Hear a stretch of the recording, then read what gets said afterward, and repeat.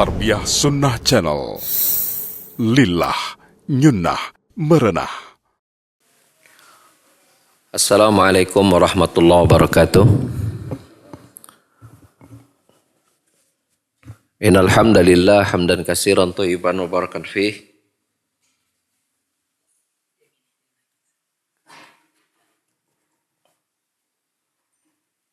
Kama yuhibbu rabbuna wa yardah. Asyhadu an la ilaha illallah wahdahu la syarika lah wa asyhadu anna Muhammadan abduhu wa rasuluhu la nabiyya ba'dah. Qala Allah Ta'ala fi kitabil karim a'udzu samii'il 'aliim minasyaitonir rajim. Ya ayyuhalladzina amanu taqullaha haqqa tuqatih wa la tamutunna illa wa antum muslimun.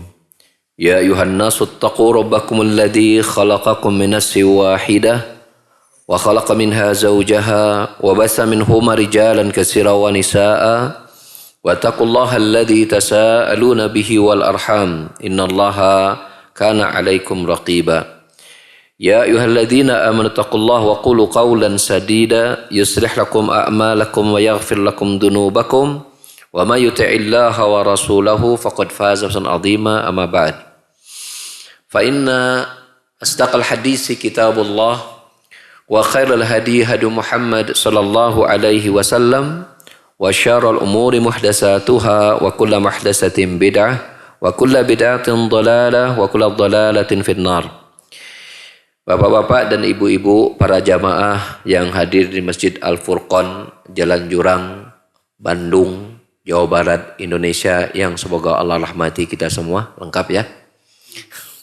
Alhamdulillah, dengan izin Allah Subhanahu wa taala, ini adalah insya Allah mudah-mudahan menjadi kajian rutin bulanan ya bersama saya, membahas kitab Min Hidayati Suratil Fatihah, yaitu terjemahannya di antara bimbingan-bimbingan hidayah yang terdapat di dalam surah Al-Fatihah.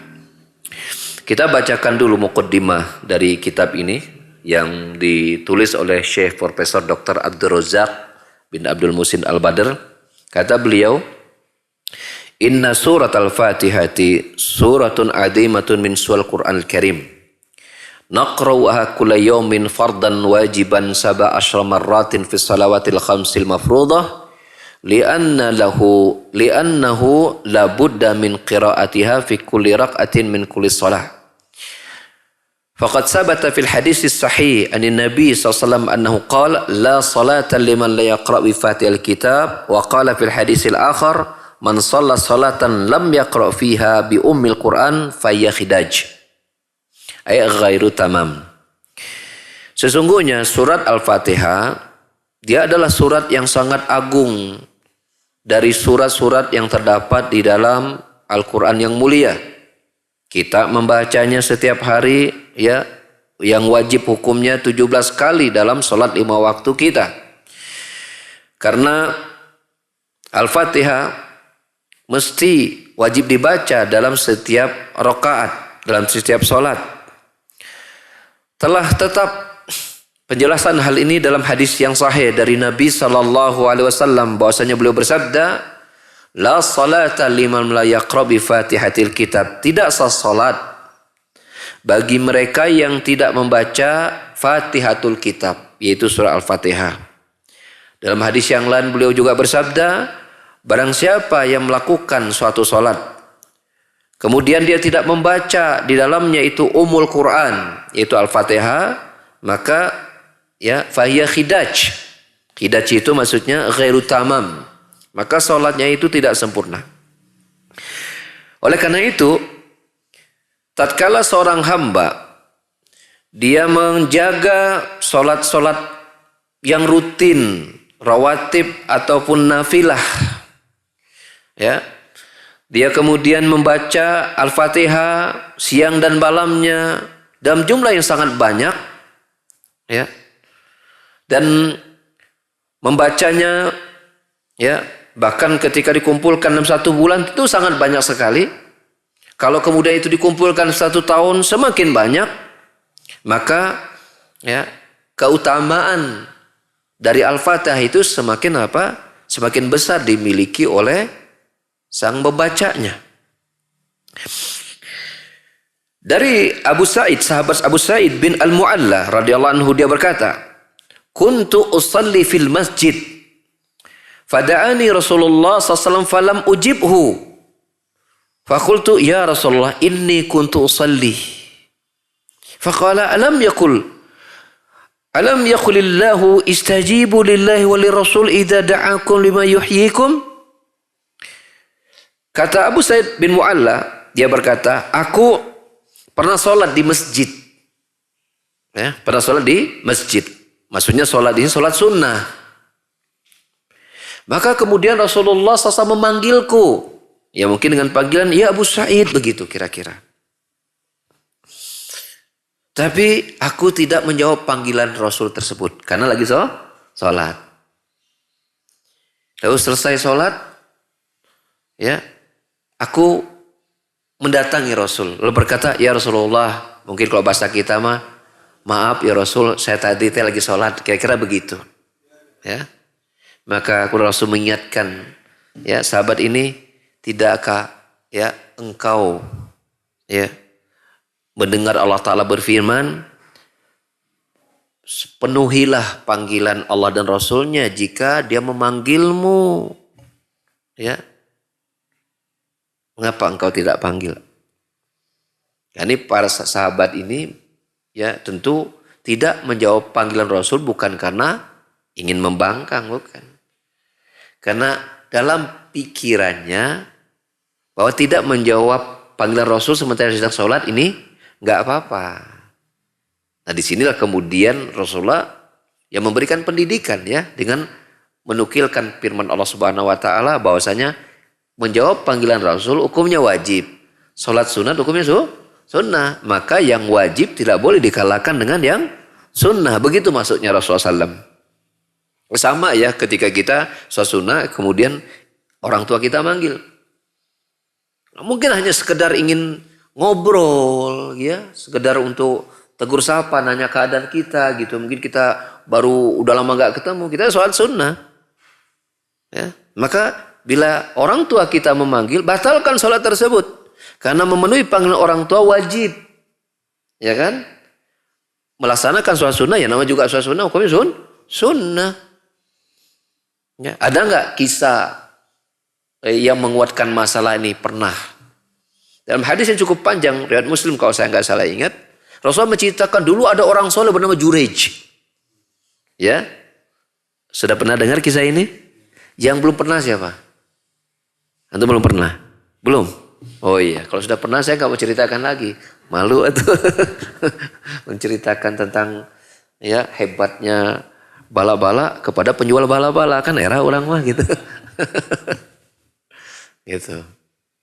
Jadi Junaid ini seorang soleh dari kalangan Bani Israel. Oh solehnya luar biasa, hidupnya habis penuh ibadah. Bahkan dia punya tempat khusus, rumah yang dia bangun sendiri untuk tempat ibadahnya dia. Ya. Satu waktu ibunya datang memanggilnya dalam keadaan dia sedang sholat. Tentu sholat sunnah di sini. Manggil Jurej gitu kan. Jurej itu bingung. Ya Allah, sholatku ibuku. Sholatku ibuku. Ya. Sambil lihatnya bingung begitu, manggil lagi ibunya Jurej gitu. Bingung lagi sampai 3 kali. Kesel tak si ibu nak. Sampirnya mendoakan, semoga engkau diberikan fitnah ujian kepada seorang wanita sebelum aku mati. Gitu kan. Gak lama berselang. Ya. Beristirahat di siang hari seorang wanita. Kalau kita mungkin bahasa sekarang agak gaul tuh PSK. PSK gitu. PKS. PSK ya. Apa sih? Praktek apa ya PSK deh?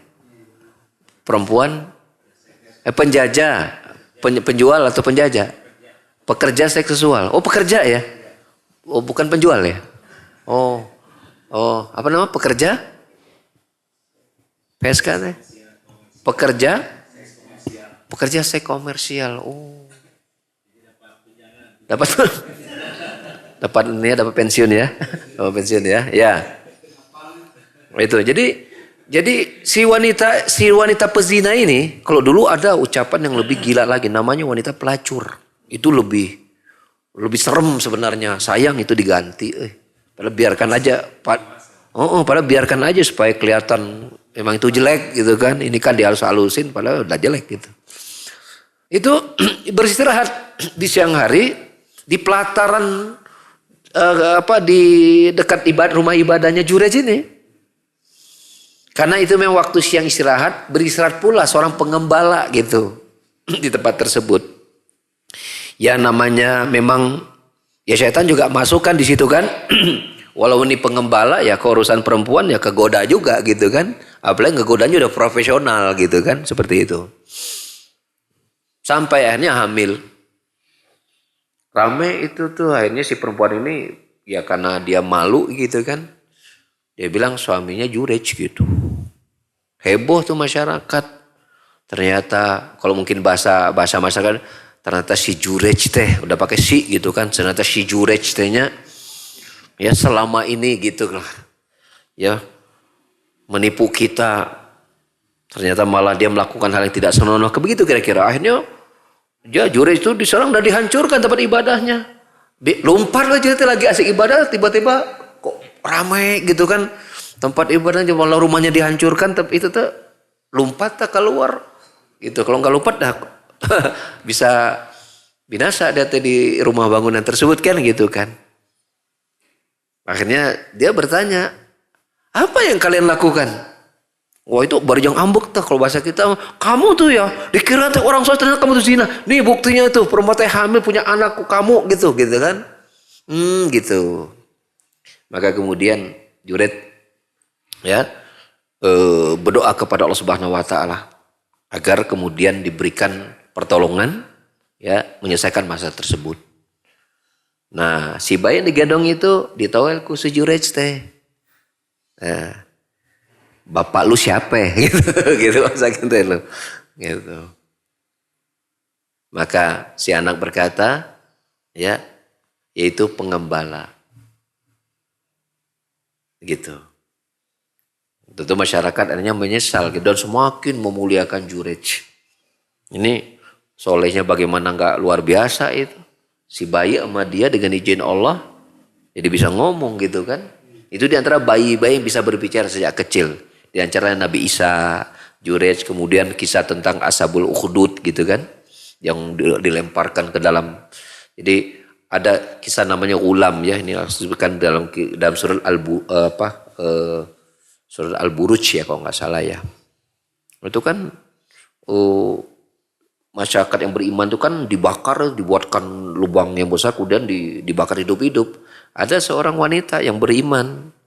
Dia nggak takut mati, cuma dia mikirin anaknya gitu kan. Tiba si anaknya ngomong gitu. Untuk menguatkan si ibunya untuk tak istiqomah. Mati bersama ibu dan anak nih. Ya. Ini beberapa bayi yang berbicara sejak di masa bayinya. Nah, salah satunya kisah Jurej ini. Nah, kembali kepada masalah kita tentang itu menjadi dalil bahwasanya panggilan orang tua hukumnya wajib harus didahulukan daripada melaksanakan sholat sunnah. Apalagi yang memanggil Rasulullah Sallallahu Alaihi Wasallam yang memanggil sahabat Abu Sa'id bin Al-Mu'alla ini, itu kan. Lalu udah selesai. Rasul memberikan edukasi yang mestinya hentikan sholat, penuhi panggilan Rasul. Summa qala li, kemudian Rasulullah berkata kepadaku, ya, ini Abu Sa'id menceritakan sendiri pengalaman beliau bersama Rasulullah Sallallahu Alaihi Wasallam. Kata Rasulullah kepadaku, "Lau 'allimannaka suratan hiya a'zamus suwar fil Qur'an qabla an takhruja minal masjid." Kata Rasulullah, aku betul-betul akan mengajarkan kepadamu ya surat yang paling agung di dalam Al-Qur'an sebelum engkau nanti keluar dari masjid. Ya. Lalu kemudian Rasulullah memegang tanganku. Akhadha biyadayya, memegang tanganku.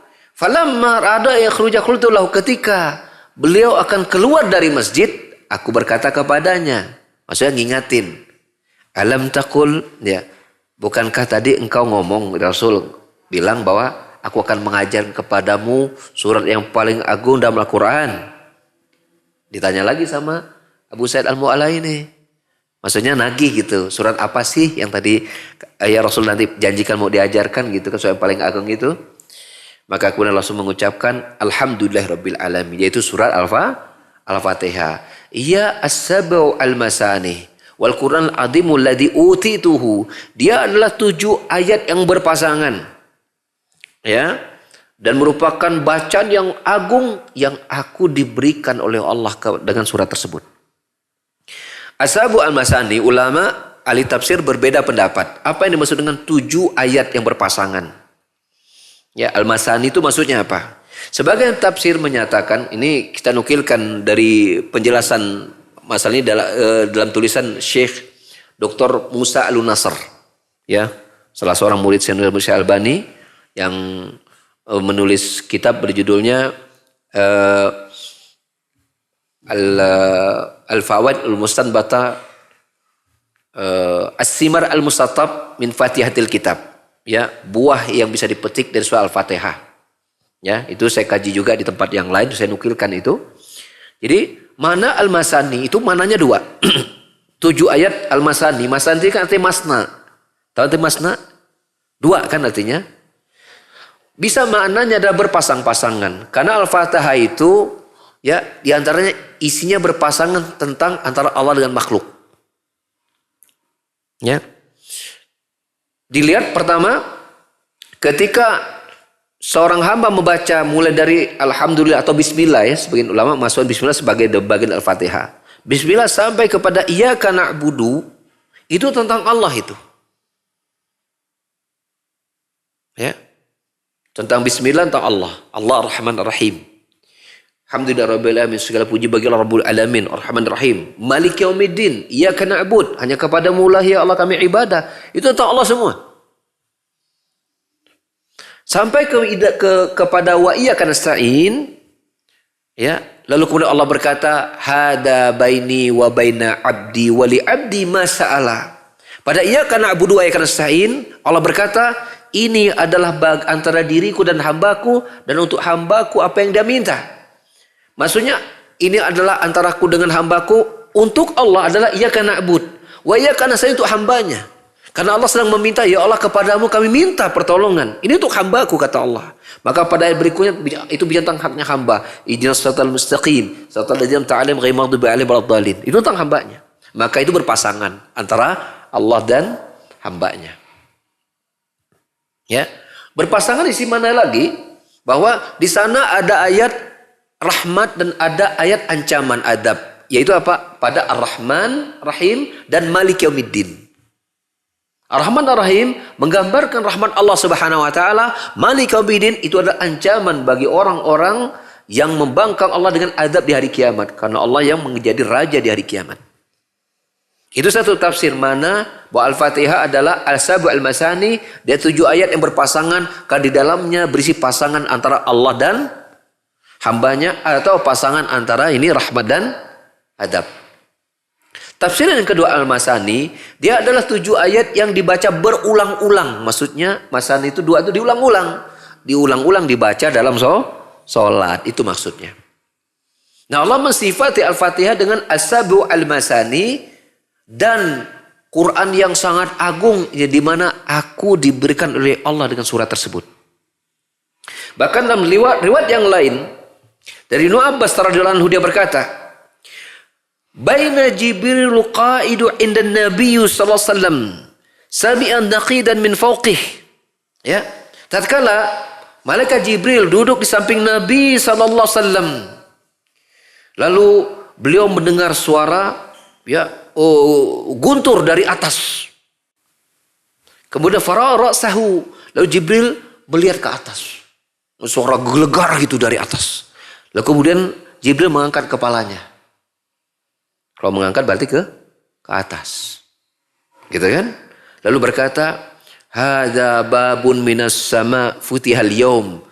Ini adalah pintu dari langit dibuka hari ini. Lam yuftaqat ilal yaum, dan tidak dibuka sebelumnya kecuali hari ini. Jadi pintu itu sebelumnya belum pernah terbuka, hari ini terbuka. Fanazala minhum malak, maka turunlah para malaikat dari pintu tersebut. Turun berarti dari atas ke bawah. Ya. Lalu Jibril berkata, "Hadza malakun nazara ilal ardi." Ini adalah para malaikat, mereka turun berbondong-bondong ke muka bumi. Lam yanzil qat ilal yaum, dan mereka ini para malaikat ini adalah malaikat yang sebelumnya tidak pernah turun ke bumi kecuali pada hari ini. Sebagaimana pintu langit ini belum pernah terbuka kecuali hari ini, demikian juga pada hari para malaikat itu turun dan belum pernah turun kecuali pada hari ini.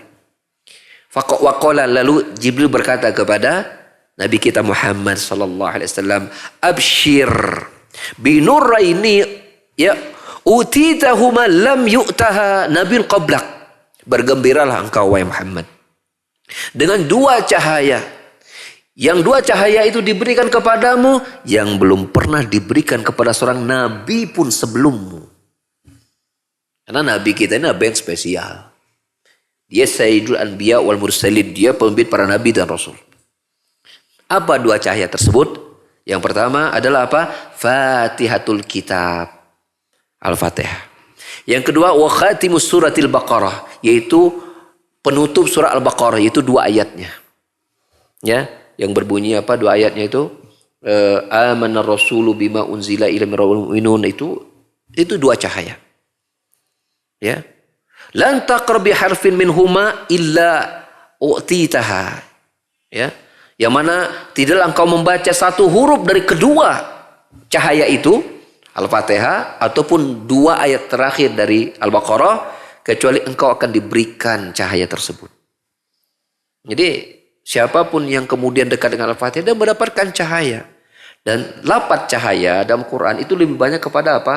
Kepada bimbingan, taufik, hidayah, ya, kelapangan dada, dicabut dicabut kegalauan, kegelisahan, kesedihan. Itu cahaya. Ya, kita menjadi terang benderang, nggak bingung, nggak galau seperti itu. Ya. Dan itu juga menjadi cahaya di hari kiamat nanti. Karena kan kalau di hari kiamat itu kan gelap itu. Orang itu ketika meniti jembatan di Sirat itu kan cahaya itu berdasarkan imannya.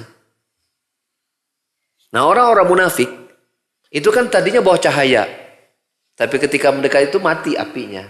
Maka dia mengikuti cahaya orang beriman. Gitu, supaya bisa selamat. Tapi kemudian diusir. Ya. Dia tidak boleh mengikuti cahaya orang beriman. Nah, besarnya cahaya kemudian seorang itu berjalan di atas jalan mustaqim tergantung dari besar kecilnya iman. Nah, salah satu upaya kita untuk membesarkan cahaya kita di hari kiamat adalah apa? Dua surat ini. Dua cahaya ini. Al-Fatihah dan dua ayat terakhir dari surah Al-Fatihah. Dari surah Al-Baqarah. Afwan. Nah, kembali Syekh berkata, melanjutkan setelah menjelaskan tentang Al-Fatihah ini. Kata beliau,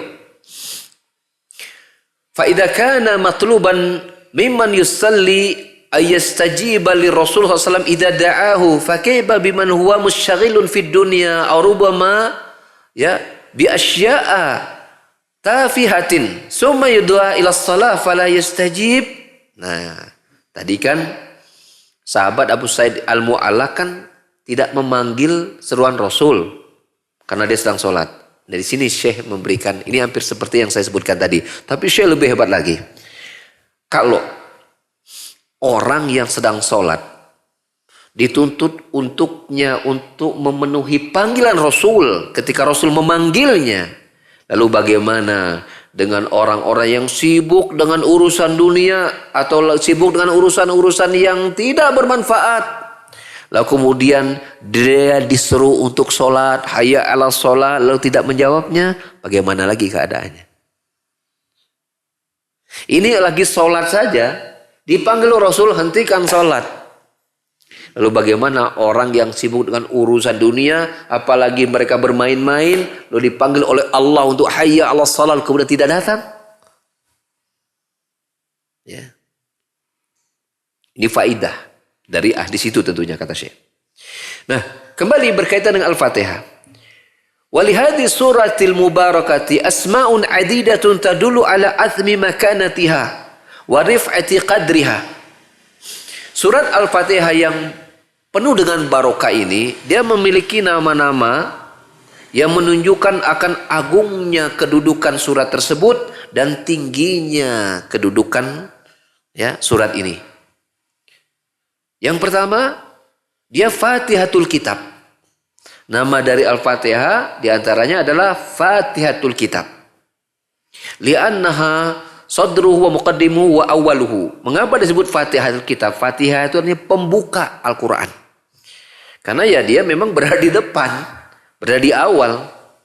Kalau kita lihat buka pertama kali mushaf, maka yang pertama kali kita temukan surat atau ayat pasti Al-Fatihah. Makanya dinamakan Fatihatul Kitab. Nama lain Al-Fatihah yang kedua, ya, tadi kita sudah sebutkan As-Sabu Al-Masani. 7 ayat, ya, As-Sabu Al-Masani. Dan tafsirnya sudah saya sebutkan tadi. Al-Masani itu bisa mana berpasangan, bisa mananya berulang-ulang dibaca. Yang ketiga Al-Quranul Azim. Dia bacaan yang sangat agung. Al-Quranul Azim. Dan ini sudah kita sebutkan tadi. Dan kalau ingin kita tambahkan, Syekh Musa Al-Nasr menambahkan bahkan namanya juga disebutkan nama Al-Fatihah dia adalah As-Salah. As-Salah. Dalam hadis qudsi, ya, dalam hadis yang sahih, Allah Ta'ala berfirman, Qasamtus shalah baini wa baina abdi nisfaini. Aku membagi salat antara aku dengan hambaku dengan 2 bagian. Maksudnya salat adalah apa? Al-Fatihah.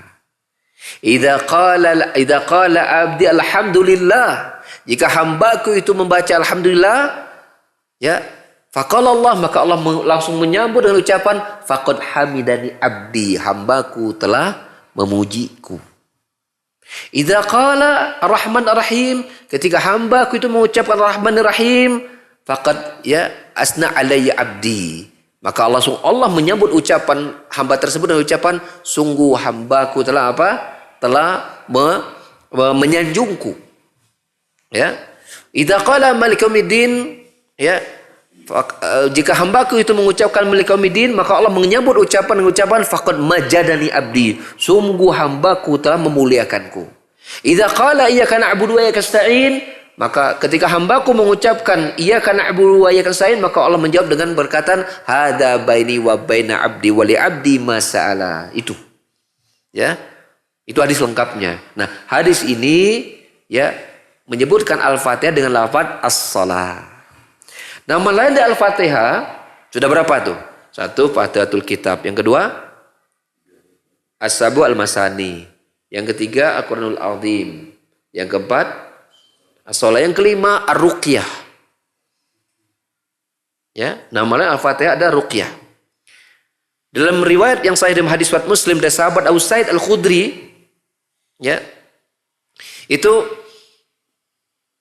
beberapa rombongan sahabat, ya, itu ketika dia akan pulang ke Madinah, kehabisan bekal, maka mereka mampir pada suatu kampung.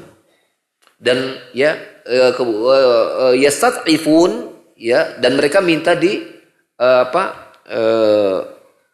minta dijamu, ya, yastadifun, mereka minta dijamu, ya, wa yamna'un, tapi penduduk kampungnya nggak mau. Pergi para sahabat tuh, rombongan sahabat dari kampung tersebut. Tak lama kemudian ada kejadian. Si kepala kampungnya dipacok ke ular.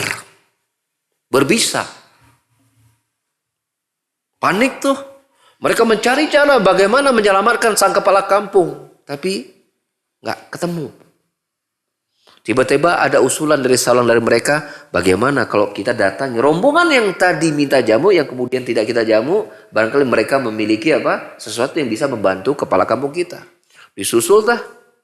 Gitu. Sampai, tapi salah seorang pembicara dari sahabat mengatakan boleh, tapi kita punya kesepakatan dulu. Kalau sembuh, kalian jamu kami. Oke, gitu. Udah, temu kepala kampung. Apa yang kalau salah seorang sahabat tadi, salah seorang dari rombongan sahabat tadi apa? Dia membacakan soal Fatihah.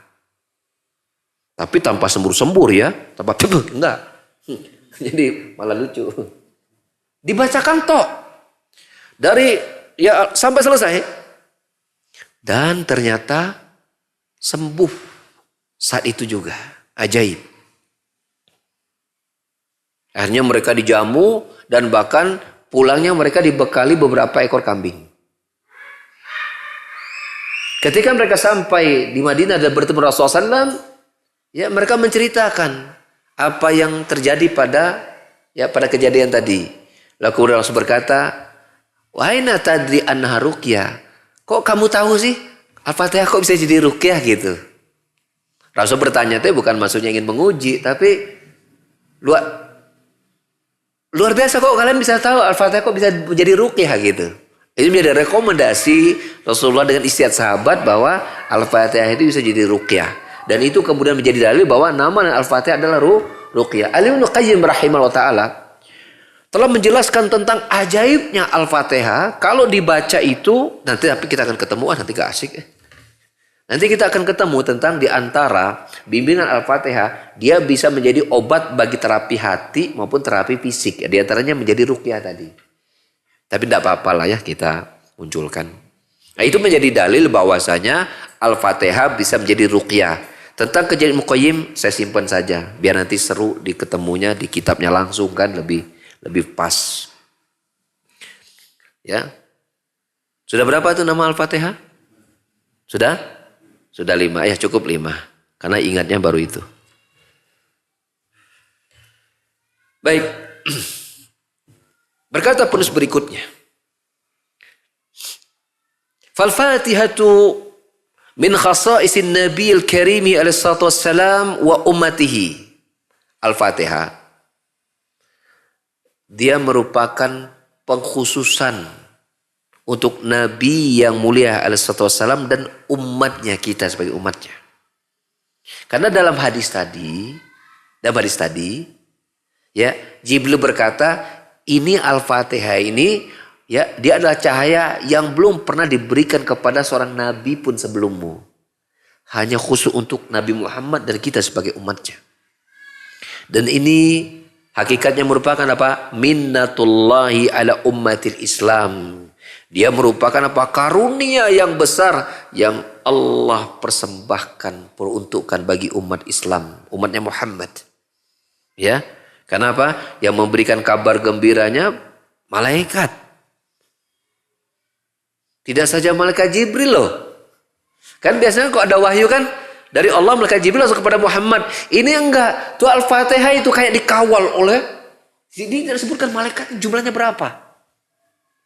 Jadi kayak sedang membawa iringan-iringan ya hadiah yang istimewa gitu. Karena yang bawanya malaikatnya enggak tanggung-tanggung gitu. Yang lain wahyu dari Allah cukup kepada malaikat Jibril, Jibril menyampaikan langsung kepada Rasul. Ini enggak, yang membawanya banyak malaikatnya.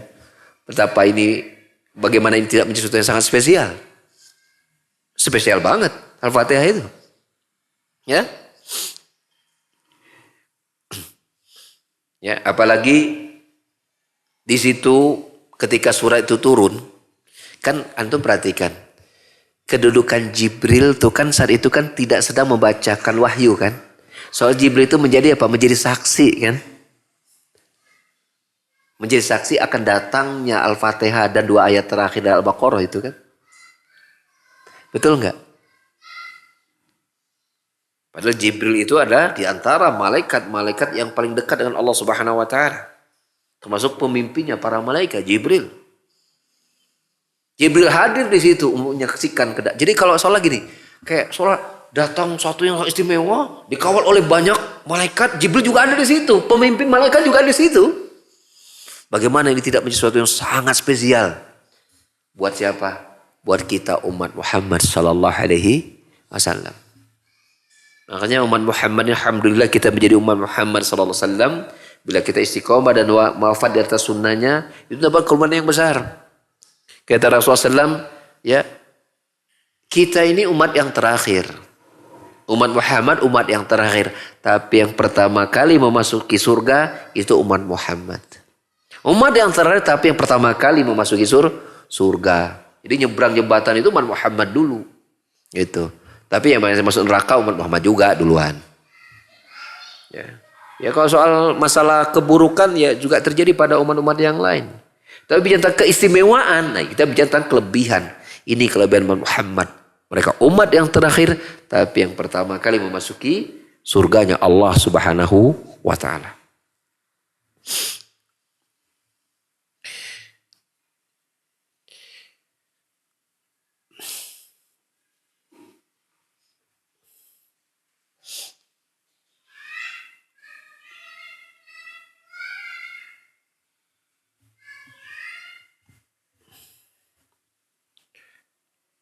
Fanahmadullah subhanahu wa ta'ala an manna alaina bi qiraati hadis surah. Maka tentu kita bersyukur kepada Allah, memuji Allah atas karunia yang besar yang Allah berikan, limpahkan kepada kita dengan kita bisa membaca surah Al-Fatihah. Pertanyaannya, umat para nabi-nabi sebelumnya baca Al-Fatihah enggak? Baca Al-Fatihah enggak? Tidak. Karena belum diturunkan kepada mereka sebelumnya. Tapi Allah Subhanahu wa Ta'ala ya mengizinkan kita membacanya. Ya. Mulai dari dikawal oleh para malaikat, ini kan luar biasa ya.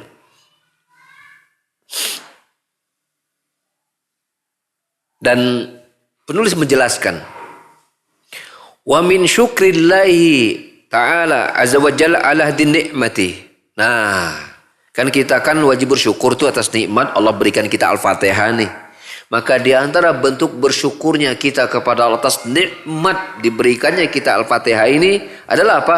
Tu'ti hadhihi surata haqqaha min tilawah as-sahihah wal fahma as-sadida wal qiyama bima taqtadihi min as-salahi wa istiqamati wasyari ala siratil mustaqim. Ya, bagaimana kita bersyukur dengan nikmat Al-Fatihah ini? Dengan kita memberikan hak dari surat ini. Berupa apa? Satu, at-tilawah as-sahihah, membacanya dengan bacaan yang benar.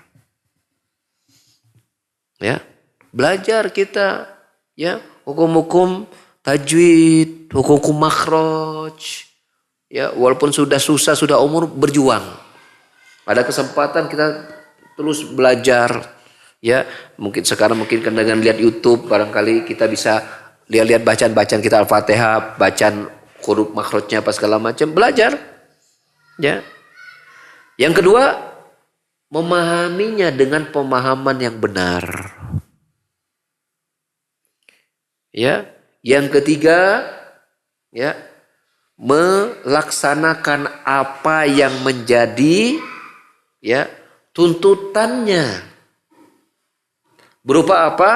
Berupa istiqomah dan berjalan di atas siratal mustaqim. Karena pada ayat itu berbunyi ada ihdinas siratal mustaqim. Berarti tuntutan ayat itu kita mustaqim, artinya istiqomah. Ya. Kita istiqomah dengan agama Allah Subhanahu wa Ta'ala. Dan Syekh mengingatkan, wa alla yakunu hadzul abdi minha mujarradat tilawati li alfadhiha wa hurufiha. Maka oleh karena itu jangan sampai seorang hamba itu berhenti hanya sekedar membaca lafaz-lafaznya tok, walaupun itu bagian. Tapi hendaklah ya dia juga membaca Al-Fatihah itu mencakup dengan 3 bacaan.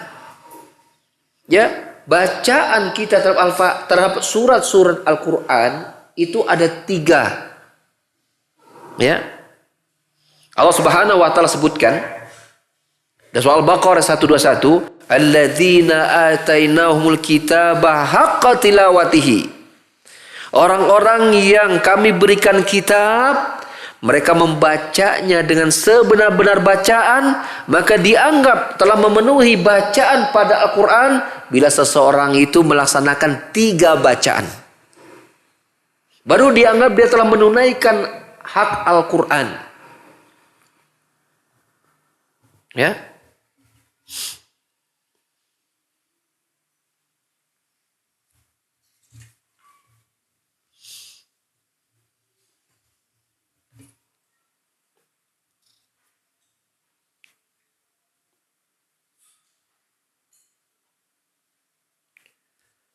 Yang pertama, at-tilawah al-lafziyah.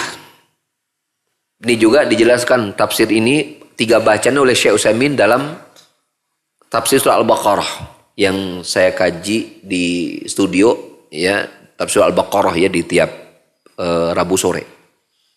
Yang pertama, at-tilawah al-lafziyah. Membaca lafaz-lafaznya. Yang kedua, at-tilawah al-ma'nawiyah. Ya, at-tilawah al-ma'nawiyah.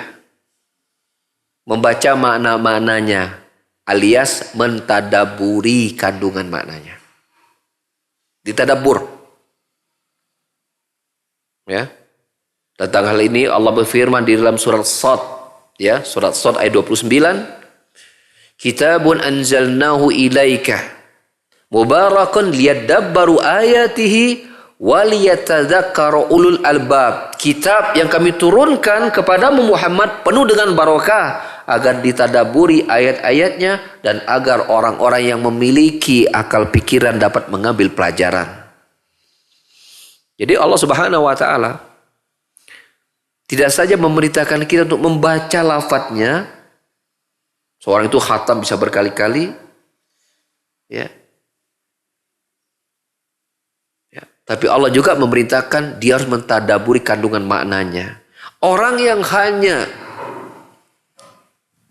menguasai ilmu tajwid, ilmu tahsin, tahu tentang hukum mad, hukum ini, makhraj huruf, sifat-sifat huruf, dia dianggap belum memenuhi hak membaca Al-Quran dengan sebenar-benarnya, karena itu baru 1 bagian dari 3 bagian.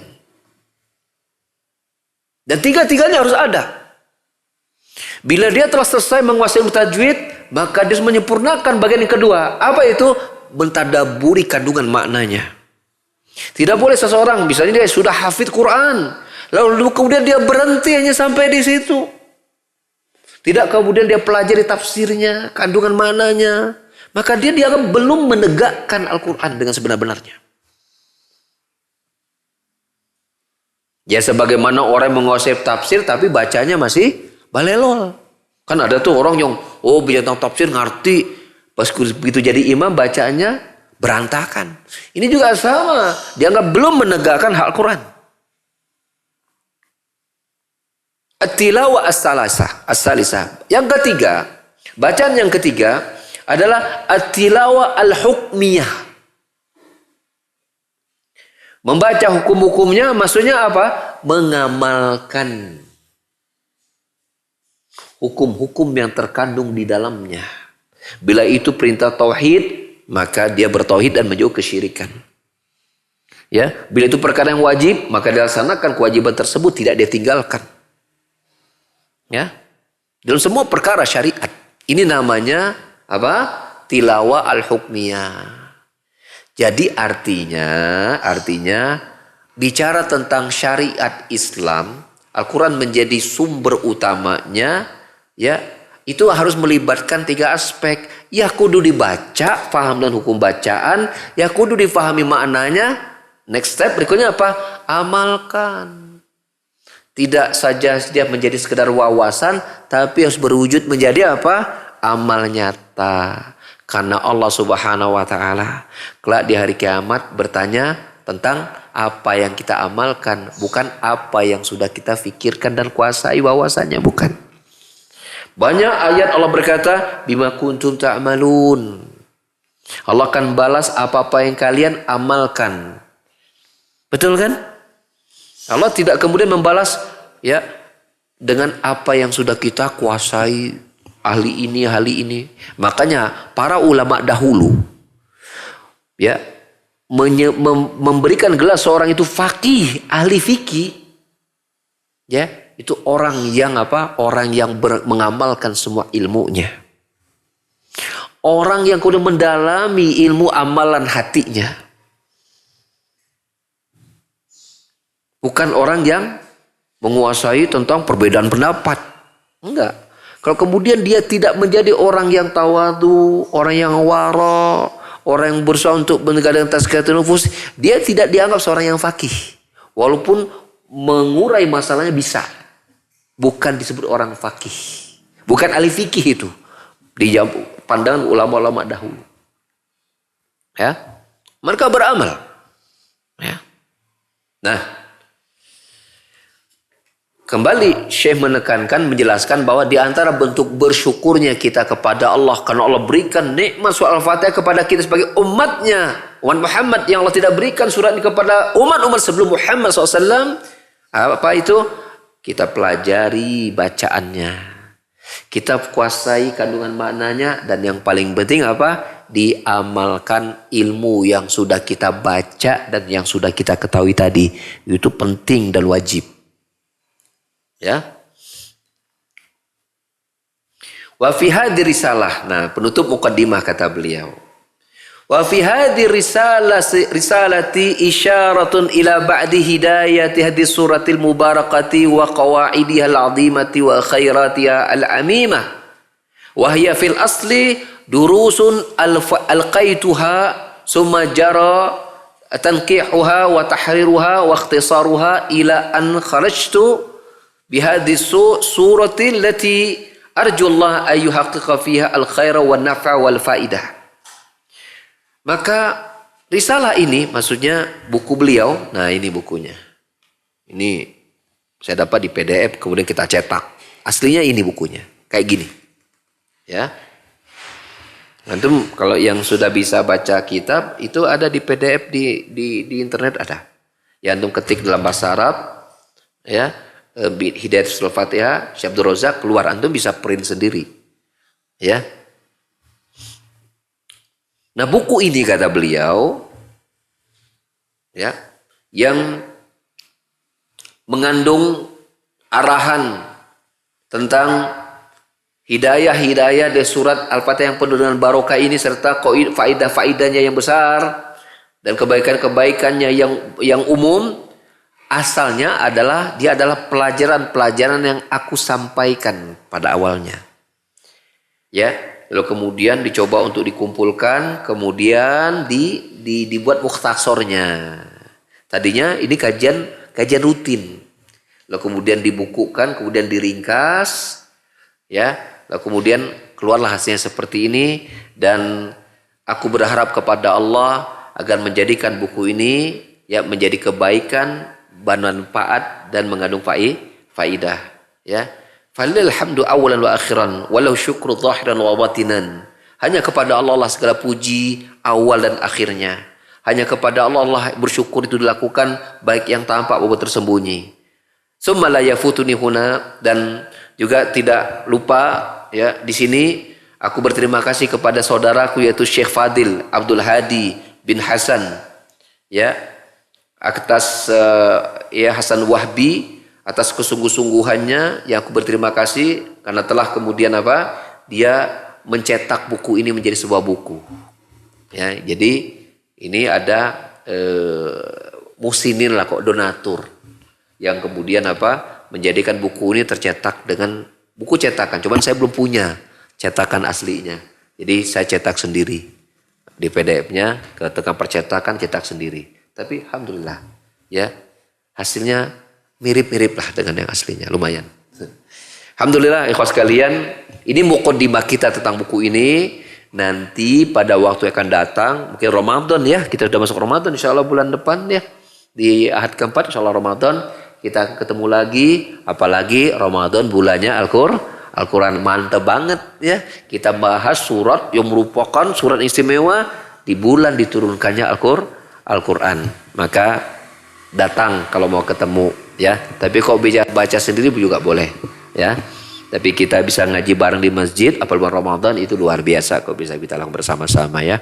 Alhamdulillahirabbil alamin. Demikian yang bisa saya sampaikan kajian kita di pagi menjelang siang hari ini. Barangkali kalau ada pertanyaan dipersilahkan ya. Kalau nggak ada ya hayu atuh orang bubar. Maka silakan Pak. Waalaikumsalam warahmatullahi wabarakatuh.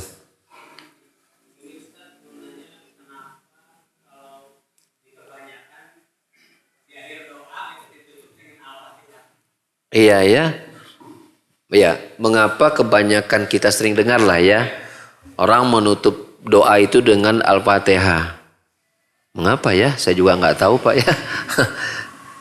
Kalau ditanya ada nggak riwayat dari Nabi SAW bahwa beliau menutup dengan Al-Fatihah, itu sejauh yang saya ketahui atau sehemat yang diminim ilmu yang saya miliki, saya belum menemukan adanya dasar ya bahwa Rasulullah melakukan demikian. Ya mungkin nggak tahu Pak ya. Ya memang ini harus kita tanyakan kepada orang yang melakukannya. Mengapa tiap doa baca Al-Fatihah? Apakah itu ada contohnya dari Nabi atau tidak gitu kan? Kalau dia juga menjawab nggak tahu, ya berarti ya sama dengan kita nggak tahu. Nah kalau kita sama nggak tahu, mestinya kita tidak boleh beramal di atas ketidaktahuan, gitu kan? Sampai kita tahu, ya baru kita amalkan. Nah begitu, ya.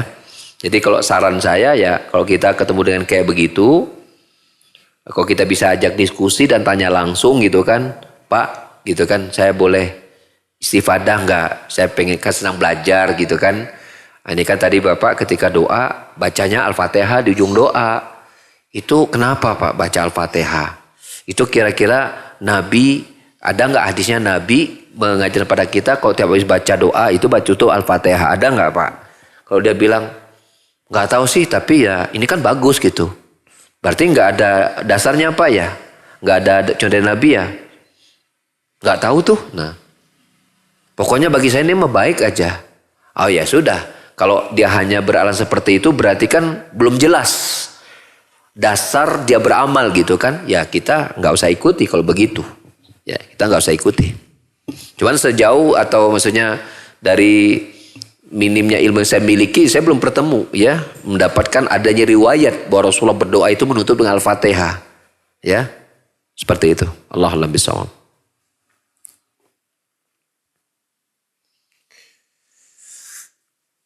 Kalau Bapak punya buku Syekh Musa Al-Nasr, ya, sebenarnya sudah diterjemahkan, namanya 60 Mutiara Faidah dari Al-Fatihah, di judulnya begitu.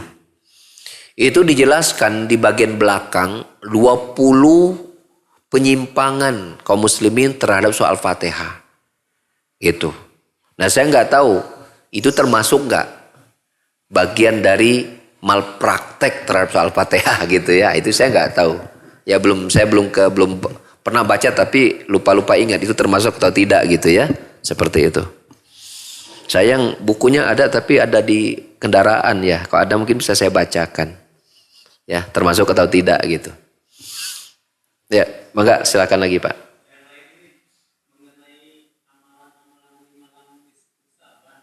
Ya. Ya.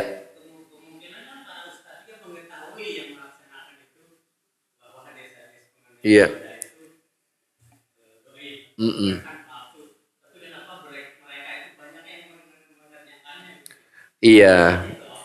Iya. Iya.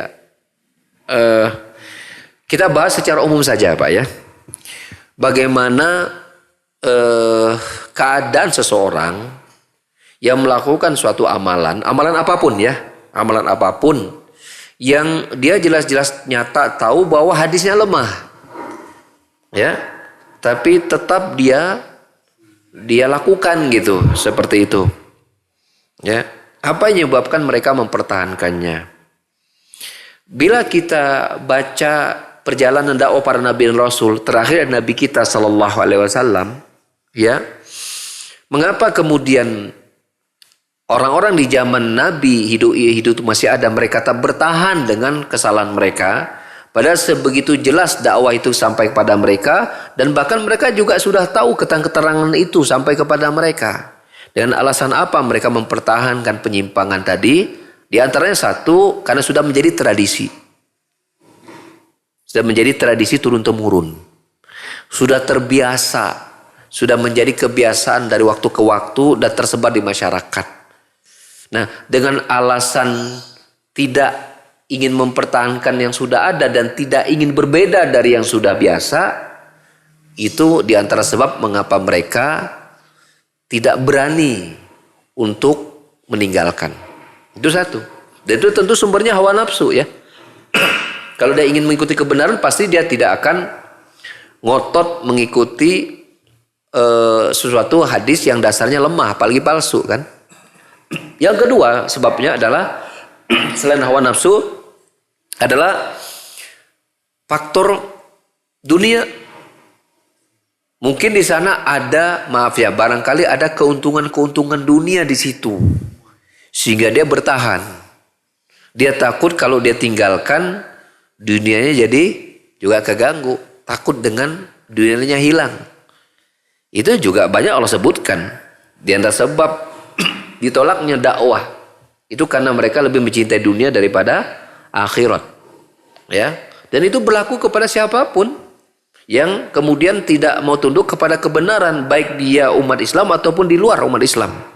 Kan tidak semua umat Islam kemudian mereka dijamin pasti berada di atas petunjuk, kan tidak semua. Ya, bukti Rasul menyebutkan bahwa umat Islam akan berpecah menjadi 73 golongan kan. Tidak semuanya kemudian mereka berada di atas petunjuk, bahkan dominannya mereka menyalahi sunnah Rasul sallallahu alaihi wasallam. Maka sebab-sebab yang terjadi pada umat sebelumnya juga akan berulang kepada umat Muhammad SAW. Apa hadis lain yang menyatakan kalau umat Muhammad juga akan mengikuti perilaku-perilaku umat-umat sebelumnya? Ya, dalam hadis At-Tirmidzi, Rasulullah SAW bersabda, "La tattabi'anna sunana man kana qablakum shibran bi shibrin wa dhiran aw dhira'in hatta law dakhaltumulha." Kalian, Rasul menyebutkan umat Muhammad, baik umat Islam maupun umat-umat yang ada pada masa itu, termasuk umat sampai sekarang. Kalian betul-betul akan mengikuti ya langkah-langkah orang-orang sebelum kalian, sejengkal demi sejengkal, sehasta demi sehasta, sampai kalau seandainya mereka masuk ke dalam lubang biawak sekalipun, kalian pasti akan mengikutinya. Padahal lubang biawak itu susah untuk menempuhnya. Ya. Maka qalu, sahabat bertanya, umat sebelum ini siapa ya Rasul? Yahudi dan Nasrani bukan? Kemudian harus berkata, faman, kalau bukan mereka siapa lagi? Ya, ini menunjukkan bahwasanya umat Islam pun nanti akan mengikuti perilaku penyimpangan orang Yahudi dan Nasrani. Dan kita tahu kan, orang Yahudi dan Nasrani kan termasuk orang-orang menentang dakwah para nabi dan rasul kan? Betul nggak? Maka sifat-sifat mereka di antara kenapa mereka menentang, satu karena sudah menjadi tradisi. Ya, taklid kepada guru-gurunya, cinta dunia yang berlebih, itu nggak akan jauh dari tiga itu. Selain mengikuti hawa nafsu tentunya ya, mempertahankan tradisi, taklid kepada ya guru, ya keempat takut kehilangan dunia. Itu nggak akan jauh dari itu. Dan itu semuanya hawa nafsu semua. Nah, tiap-tiap orang tentu beda-beda. Sebabnya karena apa gitu kan. Pasti nggak akan jauh dari hal itu. Ya, seperti itu.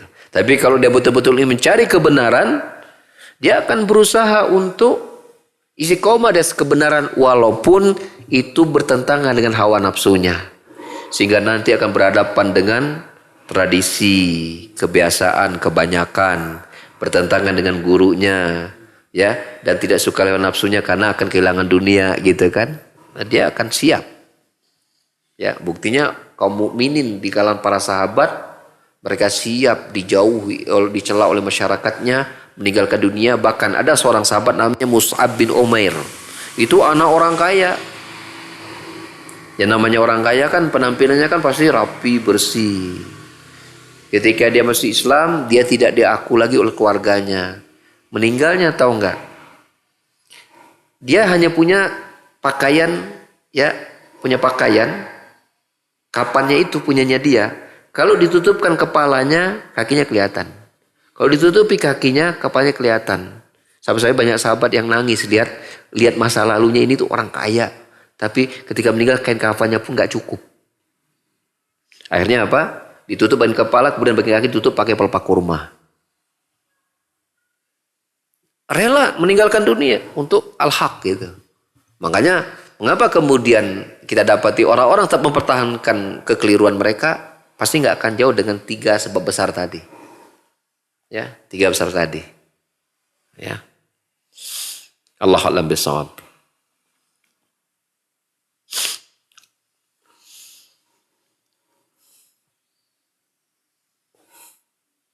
Ya, kita cukupkan dulu kajian kita di hari ini dan semoga Allah senantiasa ya memberikan selalu bimbingan hidayah taufik kepada kita, ya, memberkahi semua ya apa yang Allah berikan kepada kita, menerima semua amalan kita dan mewafatkan kita dalam keadaan Dia ridho kepada kita, mengumpulkan kita bersama orang-orang Dia cintai dan ridhoi. Amin Allahumma amin. Subhanakallahumma wa bihamdika asyhadu an la ilaha illa anta astaghfiruka wa atubu ilaik. Wa akhiru da'wana alhamdulillahi rabbil alamin. Wassalamualaikum warahmatullahi wabarakatuh.